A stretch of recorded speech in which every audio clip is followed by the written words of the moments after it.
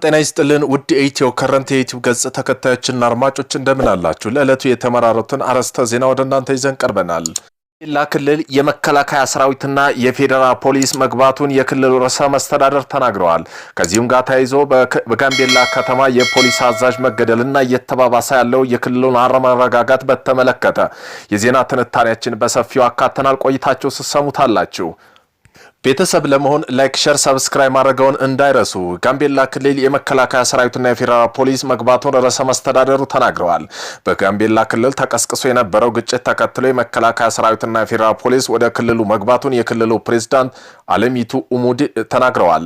በተለያዩ አቅጣጫዎች ተኩስና ግጭቶች እንደተፈጠሩ መዘገቡን ተከትሎ በዚህም የቀረበላቸውን ጥያቄ ጋምቤላ ርዕሰ መስተዳድር የሆኑት አለሚቱ ኡሙድ አጭር ማብራሪያ ሰጥተዋል።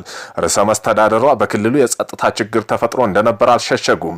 የግጭቱ መንስኤ በተመለከተ ሲናገሩ አንድ የፖሊስ አዛዥ በመገደሉ ምክንያት መሆኑና ገልጸው አዛዡ ከመገደሉ በፊት የጸጥታ ችግር በአካባቢው ሲፈጥር እንደነበር አስታውሰዋል። ይሁን እንጂ ከግድያ በኋላ አካባቢው ሰላም የነበረ ቢሆንም አንዳንድ አካባቢዎች ላይ የተለያዩ የተኩስ ድምጾች ሲሰሙ ነበርም ሲሉም አብራርተዋል። በክልሉ የተነሳው ግጭት አሁን ላይ የተረጋጋ የከተማ እንቅስቃሴ ሰላማዊ መሆኑና በከተማ የሚያሰጋ ነገር እንደሌለ ርዕሰ መስተዳድሯ አብራርተዋል። ግጭቱን ለማረጋጋትና የከተማውን ሰላም ለመጠበቅ ወደ ክልሉ የመከላከያ ሰራዊትና የፌደራል ፖሊስ መግባቱንም አስረድተዋል። ከዚህም በተጨማሪ አንዳንድ አካባቢዎች ላይ ችግሮች መኖራቸውን ገልጸው በቦታው ሰላም ለማስፈን እየተሰራ ነው ብለዋል። በእርሳቸው ርዕሰ መስተዳድርነት የሚመራው የጋምቤላ ክልል ትናንት ምሽት ባወጣው መግለጫ በርካታ ያላቸውን ነገር ቁጥር ያልገለጸ ሰዎችም በቁጥጥር ስር መዋሉን አስታውቋል። ይሁን እንጂ ሳይሆን ከጸጥታ አካል ውጭ የጦር መሳሪያ ያዘ ግለሰብ ወይም ቡድኑ አላስፈላጊ ነው ሲል የጠራው እርምጃ እንደሚወስድም አስጠንቅቋል። ይህም የሆነበት ምክንያት የጋምቤላ ከተማ የፖሊስ አዛዥ መገደልና እየተባባሰ ያለ የክልሉ አለመረጋጋት ባለፉት ተከታታይ ቀናት በጋምቤላ ክልል በተፈጸሙ ጥቃቶች የጋምቤላ ከተማ ፖሊስ አዛዥ ጨምሮ ሌሎች ሰዎች መገደላቸውን የክልሉ ከፍተኛ ባለስልጣናት ለቢሲ አብራርተዋል።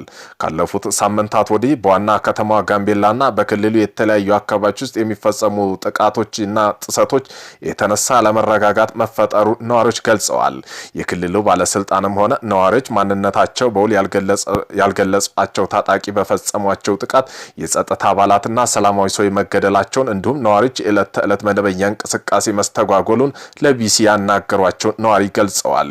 የክልሉ ዋና ከተማ ፖሊስ አዛዥ በተፈጸመ ጥቃት ህይወታቸው ማለፉን የክልሉ ርዕሰ መስተዳድር ወይዘሮ አለሚቱ ኡሙድ እና ምክትላቸው ዶክተር ጋትሉዋት ሮን ለቢሲ አረጋግጠዋል።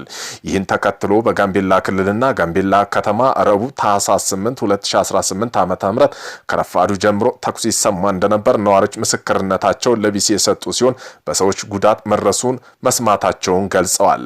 የጋምቤላ ክልል አስተዳደር ረቡዕ ምሽት ባወጣው መግለጫ የክልሉ ህዝብ ሰላም እንቅፋት የሚሆኑና እንቅልፍ የሚነሱና ግጭቶች የሰው ሞት የሚያስደስታቸው ያላቸውን በስም ያልጠቀሷቸው ኃይሎች ከሰሞኑ የጋምቤላ ከተማን ጨምሮ በሌሎች ወረዳ ትርምስ ፈጥረዋል በማለት የተከሰተውን ሁኔታ ገልጸውታል። ጨምሮም ከዚህ ኃይሎች ሰዎችን በመግደል ተሽከርካሪዎች ላይ ጥቃት በማድረስ ህይወት እንዲጠፋ በማድረግ የጸጥታ አካላትና አመራር ኢላማ በማድረግ የተለያዩ ሙከራ ማድረጋቸውን ገልጸዋል። መግለጫው የከተማ ፖሊስ አዛዥ ግድያ ባይጠቀስም የጸጥታ አካላትና አመራር በማለት በፖሊስና በአዛዦች የተፈጸመውን ግድያም አመላክተዋል። ቢቢሲ ረቡዕ ላይ እኩል ቀን ላይ ያናገራቸው የክልሉ ርዕሰ መስተዳድር ወይዘሮ አለሚቱ ኡሙድ ዝርዝር መረጃ ባይሰጡም ግድያውን ግን አረጋግጠዋል። እንዲሁም አመሻሽ ላይ ቢቢሲ ያነጋገራቸው ምክትላቸው ዶክተር ጋትሉዋት በፖሊስ አዛዥ ግድያ መፈጸሙና ጥቃት ፈጻሚዎቹን ለመያዝ የጸጥታ ኃይሉ ክትትል እያደረገ መሆኑን አመላክተዋል። ከዚህም የከተማው ፖሊስ አዛዥ ግድያ ጋር በተያያዘ ድርጊቱን ፈጽመዋል በሚል የተጠረጠረው አንድ የፖሊስ ባልደረባ እንደሆነ ተናግረዋል። በተፈጸመው ጥቃት ተጠርጣሪ በጥቆማ የመጡት ፖሊሶች ናቸው ያሉ ጋትሉዋት እስካሁን ድረስ በቁጥጥር ስር የዋለ አለመኖሩን ተናግረዋል። ምክትል ርዕሰ መስተዳድራቸው ጥቃት ፈጻሚዎችና በቡድን መጥተው ነው ጥቃት ያደረሱ ከማለት ከግጭቱና ከጥቃቱ ጋር በተያያዘ የሚጠረጠሩ የክልል የጸጥታ ኃይል አባላት የታጠቁ የጦር መሳሪያ እንዳስረክቡ መደረጉንም አመላክተዋል። ጋምቤላ ክልል የተከሰተው አለመረጋጋት ቀናት ያስቆጠረ ሲሆን በሌላ ጥቃት አንድ የባንክ ስራ አስኪያጅ እንደተገደሉና ግድያው ተጠርጥሮ የተያዘ ፖሊስ ባልደረባ እንደሆነ ምክትል ርዕሰ መስተዳድሩ ተናግረዋል።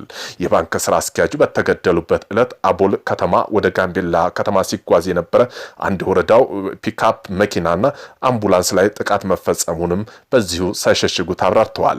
በጥቃቱ ወደ 4 ሰዎች ተገድለዋል፣ የቆሰሉም አሉ። ከዚህም በፊት በፊት መኪና ላይ ጥቃት ተፈጽሟል። መንገድ ላይ ወደ 3 መኪና ላይ ጥቃት ደርሷልም ሲሉም ገልጸውታል።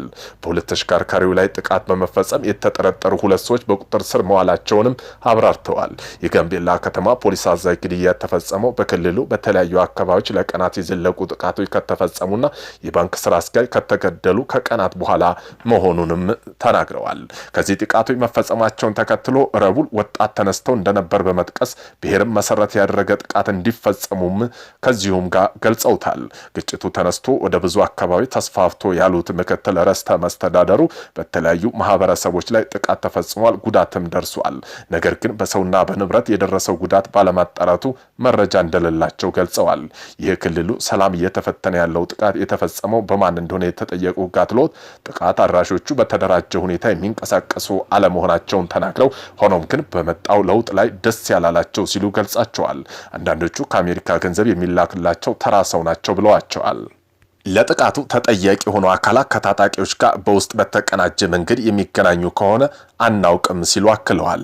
በያዝነው ዓመት በሙሉ በትንሹ ችግር ነበር ያሉት ምክትል ርዕሰ መስተዳድሩ ዶክተር ጋትሎክ የዚህ ሳምንት በአጠቃላይና በተለይ ረቡዕ ዕለት ያጋጠመው በጣም የከፋን ሆኗል ሲሉ ለቢሲ ገልጸዋል።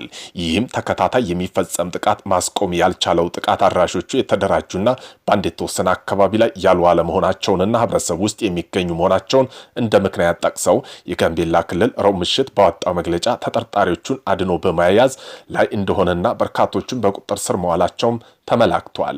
በተጨማሪም ከጸጥታ ኃይል አባላት ውጭ የትኛውም አይነት የጦር መሳሪያ ይዞ የሚገኝና የሚንቀሳቀስ ግለሰብ፣ ቡድን ወይም የጸጥታ አካላት አስፈላጊውን እርምጃ የሚወሰድ እንደሆነም አስጠንቅቀዋል። ከደቡብ ሱዳን ጋር የሚዋሰነው የጋምቤላ ክልል በተለያዩ ጊዜ ጋብ እያለ የሚያገረሸው ግጭት ጥቃት ሲከሰትበት የቆየ መሆኑን ይታወቃል። የአሁኑ አለመረጋጋት የጀመረው ከሳምንታት በፊት አንስቶ ሲሆን ሰላማዊ ሰዎች፣ የፖሊስ አባላት እንዲሁም ተሽከርካሪዎች ላይ ኢላማ ባደረገ ጥቃቶችና ጥቃት የማይባሉ ሰዎች ህይወት መጥፋት እንዲሁም የአካል ጉዳት መድረሱን ባለስልጣንና ነዋሪዎች ይናገራሉ። እንዲሁም ይህ የጸጥታ መደፍረስ ለመቆጣጠር የጋምቤላ ከተማ አስተዳደር ህዳር 30 2018 ዓ.ም አጽንቶት ከጸጥታ አካላት ውጭ ማንኛውም ተሽከርካሪ ከሰዎችና ከምሽቱ 1 ሰዓት በኋላ እንዳይንቀሳቀስ የሚከለክል የሰዓት እላፊ ገደብ ጥሏል። እንዲሁም የክልሉ ፖሊስ ታህሳስ 5 እንዳስታወቀው በኢንታንግ ልዩ ወረዳ ጋምቤላ ከተማና በጋምቤላ ወረዳ በላሬ ወረዳ ውስጥ ከዳር አጋማሽ ወደ የተለያዩ ቀናት ተፈጸሙ ጥቃት የተጠረጠሩ 18 የሚደርሱ ሰዎች ቁጥጥር ስር መዋላቸው ተገልጿል። ከክልሉ አስተዳደር እርምጃ በኋላ ዋና ከተማ የፖሊስ አዛዥ መገደላቸውን እርሱንም ተከትሎ ረቡዕ ዕለት ግጭት መቀስቀሱን ባለስልጣንና ነዋሪዎች ገልጸዋል። ይህ ግጭት ከዚህ ቀደም በክልሉ ውስጥ እንዳጋጠመ ብሔር ወደ ለየ የከፋ ሁከት እንዳያመራ ስጋት ተፈጥሯል። የክልሉ ከፍተኛ ባለስልጣን ይህን አሳሳቢ ሁኔታ ለመቆጣጠር አስቸኳይና አስቸጋሪ ያሉትን ስብሰባ ማካሄዳቸውን ጉዳዩ ከሚያውቁ ሰዎች ለመረዳት